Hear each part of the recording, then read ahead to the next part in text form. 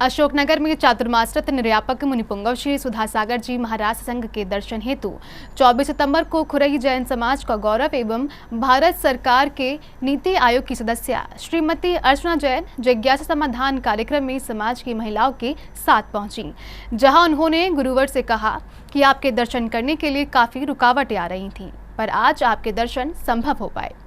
साथ ही अर्चना जैन ने संतों की निंदा करने वालों को कुछ पंक्तियों के माध्यम से इस प्रकार जवाब दिया।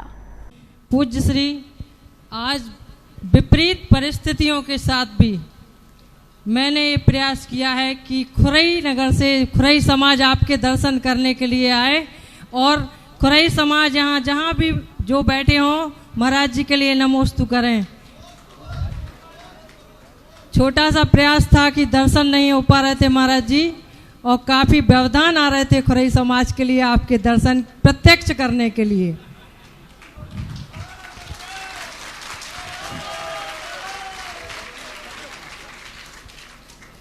जो आजकल संतों की निंदा करते हैं उनके लिए 4 शब्द लिखे हैं मैंने कि भटकना जिनकी आदत है कभी वो पार नहीं पाते, भटकना जिनकी आदत है कभी वो पार नहीं पाते, और गूंगे सुर जिस तरह कभी भी स्वर नहीं पाते।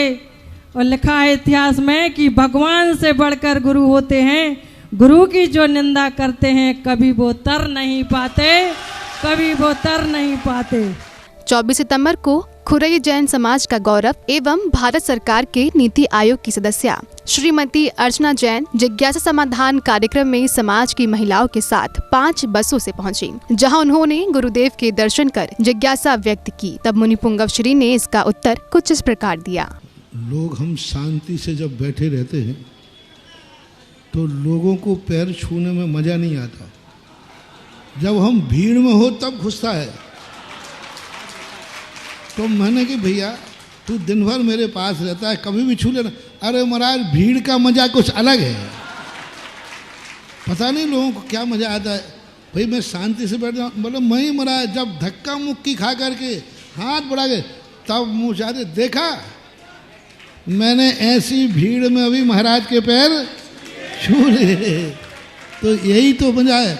यदि देखो आपकी जो ने कहा ना कि बहुत विपरीत परिस्थितियों में आए, विपरीत परिस्थितियां नहीं होती तो खुरई से और 5 बसें, अरे राम राम राम, खुरई से और 5 बसें, ये उसी विरोध का परिणाम है कि तुम 5 बसें भर के आ सके। देखो प्रतिकूलता का एक बहुत आनंद होता है। मैं तो कहता हूँ संसार में मेरा थोड़ा उल्टा ही मामला चलता है।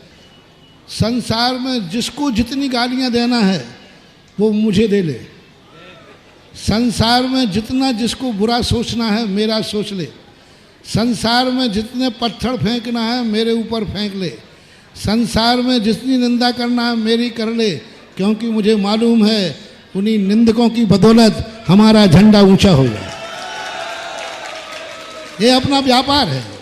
हाँ, तुम किसी को गाली दोगे तो उसको बुरा लगेगा, बुरा लगेगा तो बैर बांध देगा, तो भवांतर तक झगड़ा होगा। इसलिए जिसको भी गाली देना हो उसको ना देकर मेरे लिए दे देना, मैं बिल्कुल बुरा नहीं मानूंगा, बैर भी नहीं साधूंगा। जिनको किसी की निंदा करना हो उसमें मेरा नाम जोड़ देना कि महाराज को कर रहा हूँ। क्योंकि मैंने तो आज तक देखा है जब जब मेरा जहाँ जहाँ जब जब विरोध हुआ है मेरा जीवन और ऊंचाइयों पर पहुंचा है। ये क्या देखो, शिविर का विरोध, इस बार का ऐतिहासिक शिविर, महिला सम्मेलन का विरोध, महिला सम्मेलन ऐतिहासिक, एकता संगठन का विरोध, एकता संघ, और मेरा विरोध, मैं भी आकाश में ऊंचाइयों पर पहुंचने के लिए क्या फर्क पड़ता है। और मैं बिल्कुल बैर नहीं बांधूंगा, क्योंकि तुम भली मेरे बैरी बने रहो, मैं बहुत ऊंची किताब हूं, तुम जैसे छोटे व्यक्तियों का बैरी नहीं बनूंगा। मैं कोई छोटा मोटा आदमी हूं? अरे बैर साधूंगा किसी बड़े से साधूंगा, तुम जैसे चुट्टो पुट्टो से क्या बैर साधू। लोग सुनो सुनो सुनो, जिनको मेरे से बैर साधना हो बैर साधें, मैं तुमसे बैर नहीं साधूंगा, क्योंकि मैं छोटों से कभी चुट्टो पुट्टों से बैर नहीं साधता। तुम मेरी बुराई करो, जम के करो, मैं चुट्टो पुट्टों की बुराई करने वाला नहीं हूँ। तुम मेरे निंदा करो, करो तो करो, पत्थर फेंको तो फेंको, मैं चुट्टो पुट्टों पर पत्थर फेंकने वाला नहीं हूँ। इसलिए बहुत फ़ायदा है मेरी बुराई करने से, क्योंकि हम तुम्हारी बुराई नहीं करेंगे और बैर भी नहीं साधेंगे। क्यों साधना बैर? इसलिए विरोध की परिस्थितियों में, जैसे मैंने कहा, भीड़ में पैर छूने के आनंद अलग है और विरोध के बाद 5 बसें लाने का आनंद अलग है। यही तो आनंद है, और क्या। दुनिया के आनंद कई प्रकार के होते हैं, ये भी एक आनंद है। साथ ही श्रीमती अर्चना जैन ने लफ्जिहात का शिकार हो रही समाज की बेटियों को कैसे बचाया जाए, इस विषय पर मुनि पुंगवश्री से जिज्ञासा कर समाधान मांगा। गुरुवर, मेरी एक ज्वलंत समस्या जो आज हमारे सामने है, उस पर मेरी जिज्ञासा है। लव जिहाद जो शब्द है आपने सुना ही होगा कि हमारे जीवन की सबसे बड़ी पूंजी हमारी बेटियां होती हैं, और मजबूरी ये है कि अगर हम उन्हें पढ़ाने भेजते हैं तो शिक्षा भी ज़रूरी है, भेजना भी पड़ता है। और लाख समझाने पर, महाराज जी मैं कितने ही सॉल्व करती हूँ ऐसे केस, बहुत समझाती हूँ, पर इतनी प्रशिक्षित होकर भी हमारी बेटियाँ ऐसा गलत कदम उठाती हैं।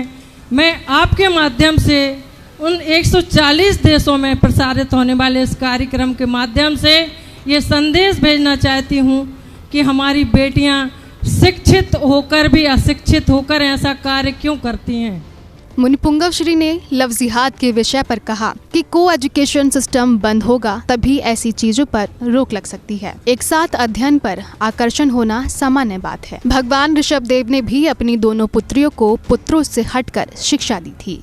जहाँ तक बेटियों का सवाल है, आज क्या है, इसको एक विचार से काम नहीं होगा, इसकी हमें जड़ पकड़ना पड़ेगा। जब तक हमें सरकार के द्वारा, सरकार की नीतियों में, समाज, सरकार जब सुधरेगी जब समाज की मांग हो, कोई एजुकेशन ख़त्म कर दी जाए। ऋषभदेव ने ब्राह्मी सुंदरी को अपने सगे बेटों के साथ भी नहीं पढ़ने दिया। वही विषय, एक ही विषय था, ब्राह्मी को अलग पढ़ाया, भाइयों को अलग पढ़ाया। अरे एक विषय को 2 बार क्या पढ़ा? भाई बहन ही तो थे, एक साथ बैठ के पढ़ा देते। नहीं, वो ऋषभदेव हैं। सवाल भाई बहन का नहीं था, सवाल परंपरा का था। यदि हम भाइयों को और बहनों को दोनों को एक साथ बैठा के पढ़ाएंगे तो आदर्श यही जाएगा कि ऋषभदेव ने भी कोई एजुकेशन की थी, तो उन्होंने वही विषय का, खा, आ अलग पढ़ाते थे, फिर बच्चों को अलग पढ़ाए। तो उस नीति के लिए हमें समाज को एक अभियान चलाना पड़ेगा, पूरे भारतवर्ष के माता पिताओं को अभियान चलाना पड़ेगा, क्योंकि ऐसे कितने हैं जो बच्चियों से चिंतित नहीं है। स्वयं की बच्ची नहीं होगी तो रिश्तेदार की होगी, रिश्तेदार की नहीं होगी तो किसी ना किसी की तो है ही। तो सारे मिलकर के ये सरकार को बाध्य करें कि एजुकेशन जो भी होंगे वे बच्चे और बच्चियों के अलग अलग होंगे। यदि ये कर दिया, हॉस्टल अलग हो, स्कूल अलग हो, उनके पढ़ाने के सिस्टम अलग हों, तो मुझे दिखता है इस पर विजय प्राप्त कर लेंगे। अन्यथा कोई एजुकेशन से हम कितने भी चिंतित हों, ना बच्चे की गलती है ना बच्ची की गलती है, वो उम्र का तकाजा है कि वे जब एक टेबल पर एक क्लास में पढ़ेंगे तो नियम से एक दूसरे का आकर्षण होता ही है। उनको ही पता नहीं चलता कि हम कब स्लिप हो गए। वो खुद होते हैं कि महाराज जी मुझे पता ही नहीं चला कि हम लोग कब सीमाएं पार कर गए। उसके लिए तो वातावरण को हमें बदलना पड़ेगा, तभी संभव है, अन्यथा तो दिन प्रतिदिन और स्थिति बिगड़ते ही जाना। इस प्रकार मुनि पुंगवश्री अपने बहुचर्चित कार्यक्रम जिज्ञासा समाधान कार्यक्रम के माध्यम से अनेक धार्मिक एवं सामाजिक विषयों पर मार्गदर्शन दे रही हैं। जैन फोकस के लिए अशोकनगर मध्य प्रदेश से ब्यूरो रिपोर्ट।